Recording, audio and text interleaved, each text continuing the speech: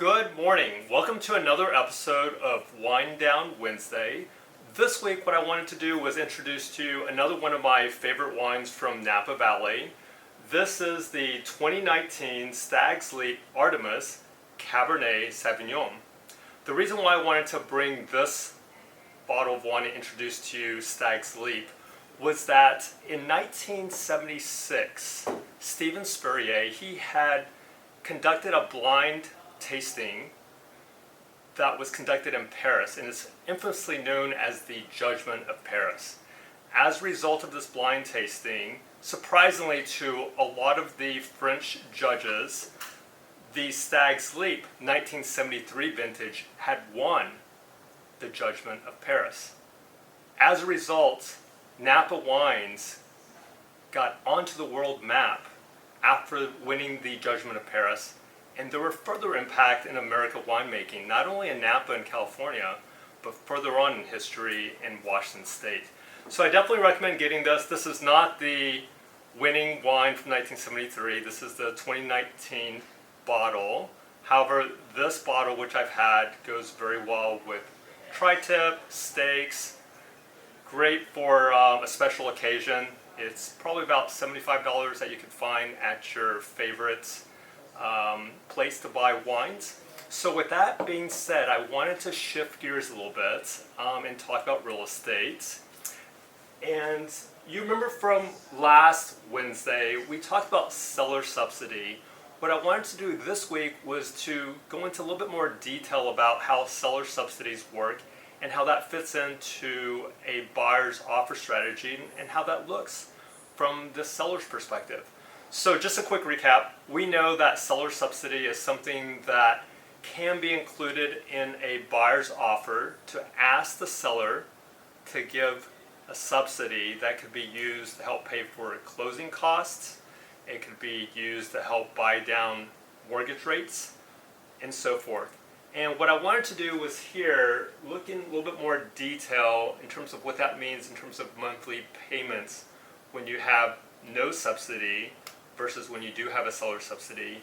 So as you can see here, and I will post this later so you can look at it in more detail and comment in the video below. Here you can see there's a purchase price of $500,000 with a down payment of $25,000, giving you a loan amount of $475,000 at a mortgage rate of 5.75%. This is the cash to close, $34,000, and this is the principal and interest, $2,771.97. So this is the baseline right here. And I'm not going to go into too much detail, but what I wanted to point out was that when you ask for a seller subsidy, so for example, if you look here, we're asking for a $10,000 seller subsidy. Look at the impact. Not only does it lower the mortgage rate to 5.50%, but it also reduces the monthly payments that the buyer would have to pay every month by $74.97. Now, it's a case-by-case basis in terms of how much you ask for in a seller subsidy in your offer price, but I wanted to kind of point out on the other end of this comparison chart, when you're looking at making an increased offer price and still asking for the seller subsidy and seeing what happens.